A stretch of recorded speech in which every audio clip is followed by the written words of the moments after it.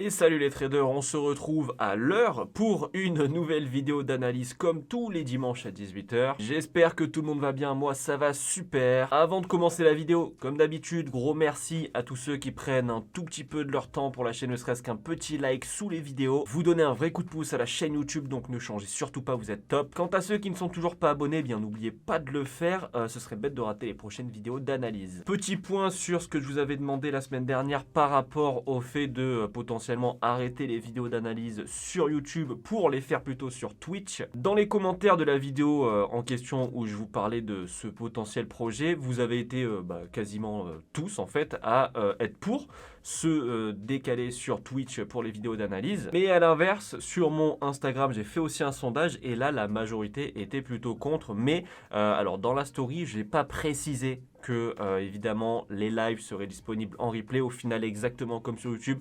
Donc peut-être que voilà, vous avez pensé que c'était uniquement en live, si vous n'étiez pas là, c'était tant pis pour vous, non c'est pas ça. Donc étant donné que voilà, les abonnés YouTube sont plutôt favorables et les abonnés Instagram défavorables, je pense qu'on fera un test, d'accord? Alors je sais pas quelle semaine exactement, mais je pense qu'on fera une vidéo de test où je ferai la vidéo d'analyse du coup en live sur Twitch avec tout le monde. Je la posterai en replay sur le Twitch et on verra du coup les avis à la fin de ce test. Voilà, c'était le petit point, voilà, Twitch, YouTube, on attaque la vidéo immédiatement. J'ai connu la richesse, mais j'ai connu aussi la pauvreté. Et j'ai choisi la richesse à chaque putain de fois.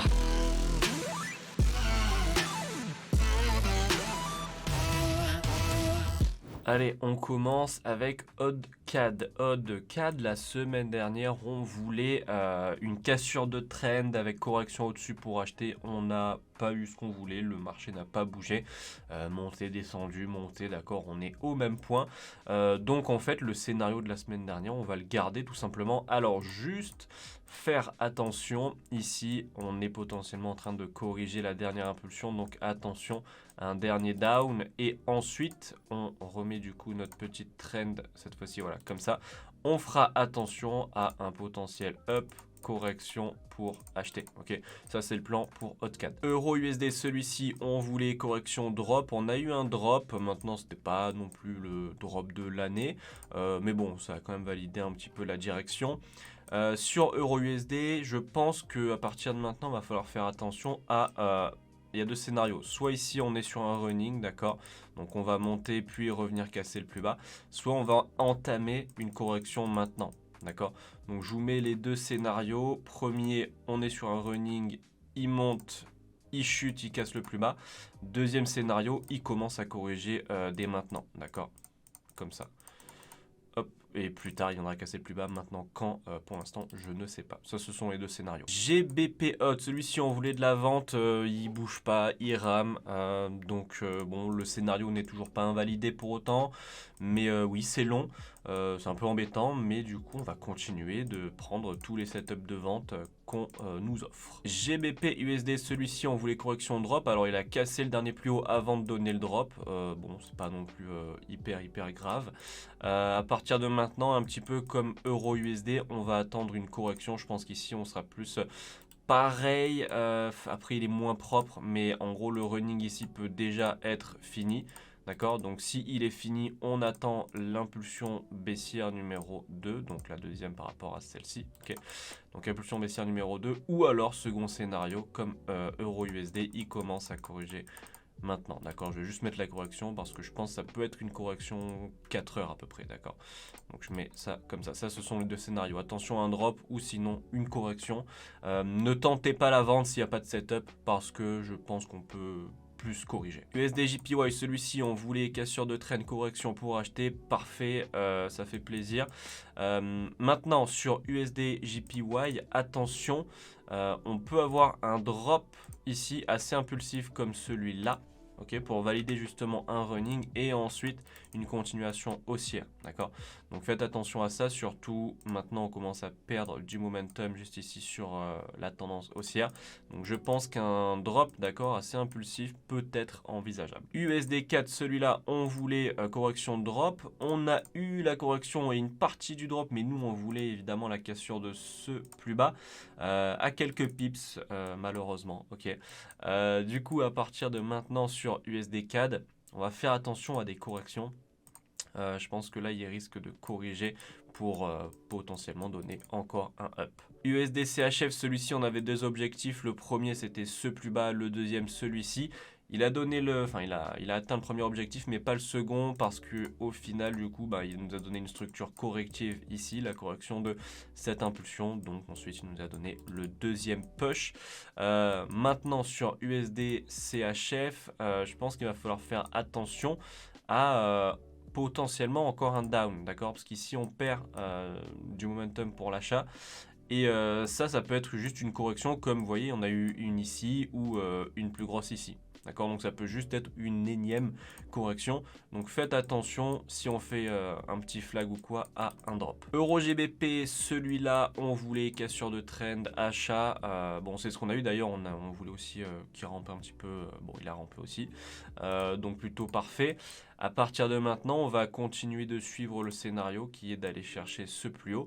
Donc là, si on a une opportunité d'acheter parce qu'il va corriger, on n'hésite pas. Enfin, selon moi, ça peut être intéressant. On passe au gold. Lui, on voulait une cassure de trend avec correction au mieux. D'accord, je crois que je vous avais dit de rester à l'écart et que si jamais on avait ça, on pouvait tenter, mais sinon, c'était pas ouf. Là, il commence à ramper. On voit qu'au niveau de la vente, il commence à être un peu timide. Donc ça peut être une nouvelle semaine où on peut chercher un petit achat. Si jamais là on a une impulsion avec un flag, ok, on pourrait tenter de l'achat. Est-ce que j'ai un exemple? Bon, là j'ai quelque chose comme ça, mais évidemment on l'aimerait un petit peu plus gros. D'accord, quelque chose comme ça. Impulsion, flag et on tente l'achat. D'accord, à peu près la même chose mais en plus gros. On passe aux crypto-monnaies. Alors moi, j'attendais une correction pour un drop, finalement le marché m'a donné tort en fait. On a eu une grosse impulsion haussière sur pas mal de crypto. Donc à partir de maintenant, je pense que, en tout cas sur Ethereum, on peut se diriger vers de l'achat jusqu'à ce plus haut. La vente commence à partir un petit peu en fumée pour ce plus bas, ok, parce que je vous rappelle, tant qu'on était dans cette zone, pour moi, c'était quand même pas mal de la vente parce que c'était correctif. Maintenant, je vous avais dit à quel moment je changerai d'avis si jamais toute cette impulsion vient à être corrigée. C'est exactement ce qu'on est en train de faire. Donc, évidemment, ma vision de la structure change également. Donc, je pense que ceci est une impulsion, qu'ici, on a sa correction et que là, on entame sa deuxième impulsion. Enfin, on est déjà aux 3 quarts, mais qu'on peut aller chercher ce plus haut. D'accord? Donc, si là, vous avez des corrections comme on a pu faire ici, comme on a pu faire là, comme on a pu faire ici, je pense que ça peut être intéressant d'acheter jusqu'à ce plus haut sur Ethereum. On passe au Bitcoin. Bitcoin, lui, je voulais un dernier down parce que le mouvement était correctif. Alors, on a eu ici la cassure du plus bas. Maintenant, voilà, c'est pas donc le down de l'année. Et ensuite, le push, du coup, l'impulsion haussière.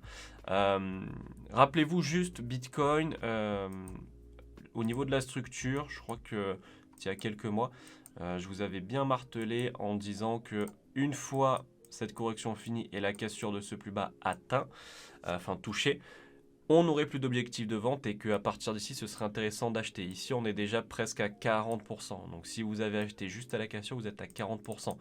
Donc, quand même, ça fait plaisir. Maintenant, je pensais peut-être avoir encore une dernière impulsion baissière il y a quelques semaines encore par rapport à ce mouvement-là qui, comme Ethereum, s'est invalidé et commence à corriger.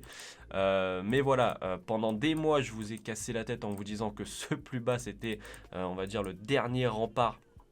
Le dernier objectif de vente et qu'après ce serait de l'achat. Au final, ça n'a pas loupé, même si j'en attendais une petite dernière dans cette zone-là. Donc ça fait plaisir pour ceux qui regardent les vidéos depuis quelques mois. À partir de maintenant, là, c'est un petit peu sur Bitcoin, c'est un petit peu pas la folie, on va le dire, parce qu'on a impulsion. À part vous dire comme Ethereum d'attendre une correction, je vois pas trop quoi vous dire, d'accord. Donc attendez tout simplement un petit buy setup parce que là, il n'y a rien. Et pourquoi pas tenter de l'achat. On passe au Solana. Solana, on voulait un petit peu comme Bitcoin, un drop après cette correction. Bon, on n'a même pas eu la cassure du plus bas et puis il n'a pas trop bougé lui. Je pense qu'on peut attendre ici en 2 heures pour le coup aussi un dernier drop jusqu'à ce plus bas pour valider une correction en 3 temps juste là.